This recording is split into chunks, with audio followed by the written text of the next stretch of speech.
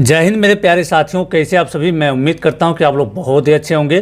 प्यारे दोस्तों, आज के इस वीडियो में हम लोग गुणनखंड विधि के द्वारा लॉ सौ और मौ सौ निकालना सीखेंगे। बहुत ही आसान तरीके से, बहुत ही बेहतरीन तरीके से आपको बताया जाएगा।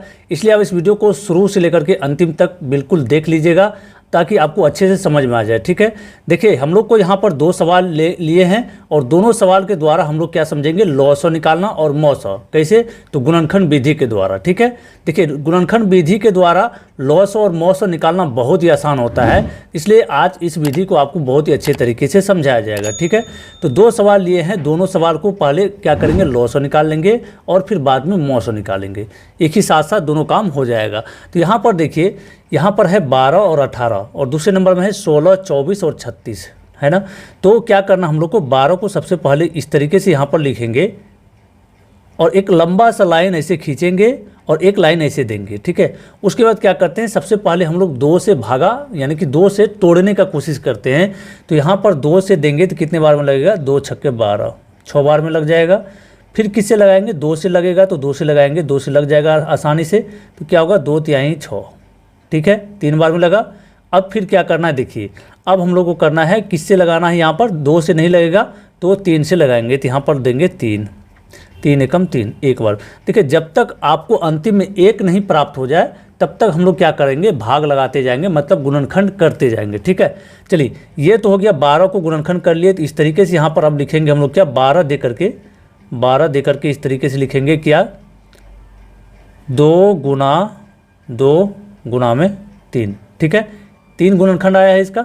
उसके बाद फिर उसी तरह से 18 को हमको गुणनखंड कर लेना है। यहाँ पर एक लंबा सा लाइन फिर से खींचेंगे, कितना होगा देखिए, 2 से देंगे तो ये होगा 9 बार में लगेगा, 2 नाम 18 होता है। ठीक है, उसके बाद देखिए 2 से लगाएंगे तो कटेगा नहीं, कटेगा तो क्या करेंगे, 3 से लगाने का प्रयास करेंगे। 3 से लगेगा तो 3 तिहाई 9, 3 बार में कट गया। अब फिर क्या करेंगे, 3 का पहाड़ा से 1 बार में लग जाएगा, 3 एकम 3। अंतिम में 1 प्राप्त हो गया तो हम लोग को यहाँ पर रुक जाना है। ठीक है, अब क्या करेंगे, इस 18 को यहाँ पर लिखेंगे और ये जो गुणनखंड प्राप्त हुआ है उसको गुणा में लिख लेते हैं। 2 गुना 3 गुणा में क्या है, 3। ठीक है, हो गया। अब चलिए, अब हम लोग को क्या करना है, लॉ सौ निकालना है। सबसे पहले इसका लॉ सौ क्या होगा वो पता करना है, लॉ सौ। तो लॉ सौ निकालने के लिए आपको देखना है कि सबसे पहले क्या क्या दोनों में मिल रहा है, कौन कौन सा संख्या दोनों में मिल रहा है। यहाँ पर देखिए 2 है, ऊपर में इसके नीचे में भी 2 है, मतलब यहाँ भी 2 है, 1 मिल गया। उसके बाद देखिए 3 है तो ये मिल गया, है ना। अब यहाँ पर बच जाता है 2, नीचे में बच जाता है 3। 2 है, नीचे में 2 नहीं है तो इसको सिंगल छोड़ देंगे। यहाँ पर 3 है, ऊपर में 3 कहीं नहीं मिल रहा है और तो उसको भी सिंगल छोड़ देंगे। तो सबसे पहले जो मिल रहा है उसको यहाँ पर लिखे, एक बार सिंगल लिखेंगे। ठीक है, 2 मिल रहा है तो 2 लिखे, 3 मिल रहा है तो गुणा में लिखेंगे 3। और अब जो बच गया है उसको भी क्या करते हैं, लॉ सौ में लिख देते हैं। तो 2, ऊपर में 2 है, नीचे में 3। तो हम लोग जब गुना करेंगे तो इसका आंसर हम लोग को प्राप्त हो जाएगा कितने, 2 तिहाई 6, 6 दुना में 12, 12 तिया कितना होगा, 36। तो हम लोग का लॉ सौ आया कितना, 36 आया लॉ सौ, इसका आंसर हो जाएगा 36। अब इसी सवाल का मौ सौ भी निकाल लेना है। तो मौ सौ निकालने के लिए यहाँ पर समझ लीजिए कैसे करना है आपको, मौ सौ। देखिए मौ सौ निकालने के लिए आपको जो जो संख्या मिल रहा है सिर्फ उसी को गुणा में लिखते हैं, बाकी संख्या को छोड़ देते हैं। लेकिन लॉ सौ में क्या था कि जो जो मिला सबसे पहले उसको लिखे और जो बच गया उसको भी गुणा के रूप में लिख दिए। तो यहाँ पर सबसे पहले जो मिल रहा है उसी को लिखेंगे, वही हम लोग का मौ सौ हो जाएगा। तो 2 है, 2 लिखेंगे, गुणा में 3 है तो 3 लिखेंगे। ठीक है, यहाँ 3 मिला और 2 मिला तो मौ सौ हम लोग का, जब इसको गुणा कर देंगे तो यही हम लोग का मौ सौ हो जाएगा, 3 दुना में 6, यही हम लोग का आंसर हो गया। ठीक है, तो इस तरीके से बहुत ही आसान तरीके से हम लोग क्या किए, लॉ सौ और मौ सौ निकाल लिए इस सवाल का। अब चलिए यहाँ पर जो आपको अगला सवाल है इसमें 3 संख्या है। पहला सवाल में 2 संख्या था, इसमें क्या है, 3 संख्या है। तो तीनों का अलग अलग गुणनखंड सबसे पहले करेंगे। 16 का गुणनखंड कीजिए, कितना होगा देखिए, इस तरीके से एक लाइन खींचते हैं, 2 से लगाएंगे सबसे पहले, 2 8 16, 8 बार में। फिर 2 से कटेगा तो काटेंगे, 2 से कट जाएगा आसानी से, कितने बार में, 2 चौके 8। उसके बाद फिर 2 से ही कटेगा, 2 दुना में 4। फिर क्या होगा, ये 2 से ही कटेगा, 2 एकम 2। जब तक 1 नहीं आ जाता है तब तक हम लोग गुणनखंड करते जाते हैं। तो यहाँ पर देखिए हम लोग लिख सकते हैं अब क्या, 16 को लिख सकते हैं, 16 बराबर दे करके इस तरह से लिख सकते हैं क्या, कितना आया है, 2, 4 बार आया है तो 4 बार गुना में लिख सकते हैं।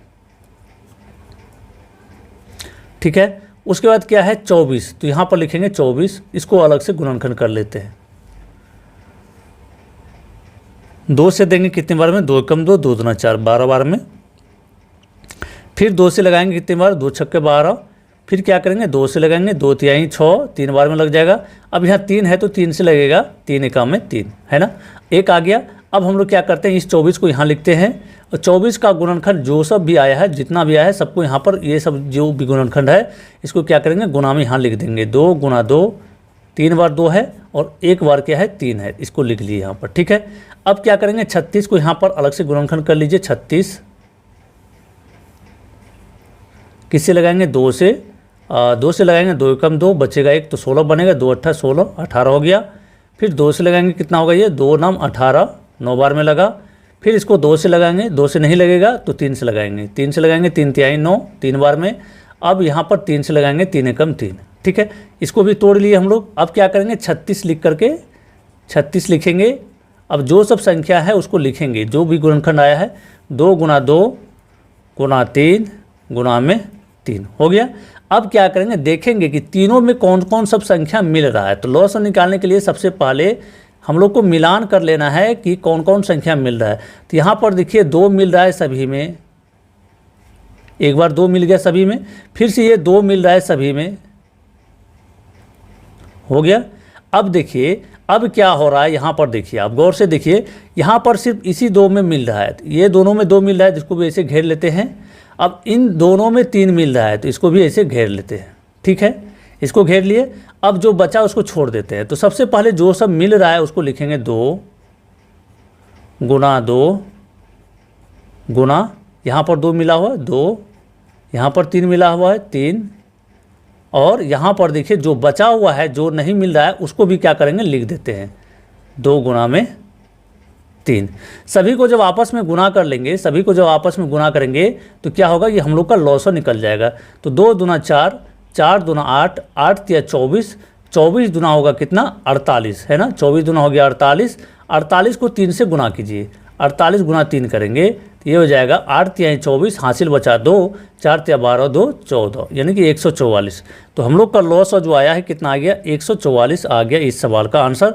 और मौसों का बात जहाँ तक रहा, मौसों कैसे निकालेंगे, देखिए दोस्तों, मौसों निकालने के लिए आपको क्या करना पड़ेगा, तीनों में जो मिलेगा उसी को सिर्फ यहाँ पर गुणा के रूप में लिखते हैं, ठीक है। बाकी यहाँ पर दोनों में मिला है तो इसको नहीं देखेंगे, तीनों में जो मिलेगा, है ना, यहाँ से यहाँ तक जो मिलेगा वही हम लोग का मौसो होगा। तो यहाँ पर 1 बार 2 मिला है, फिर 1 बार 2 मिला, मतलब 2 बार 2 मिला है, तो 2 दूना 4, यानी कि हम लोग का जो मौसो आया 4 आ गया इस सवाल का, ठीक है। तो इस तरीके से गुणनखंड विधि के द्वारा लॉस और मौसो निकाला जाता है। मैं उम्मीद करता हूँ कि आज के इस वीडियो से आपको अच्छा जानकारी मिला होगा। यदि आपको वीडियो पसंद आए तो वीडियो को लाइक करके चैनल को जरूर सब्सक्राइब कर लीजिएगा। मिलते हैं फिर अगले वीडियो में, तब तक के लिए जय हिंद, वंदे मातरम।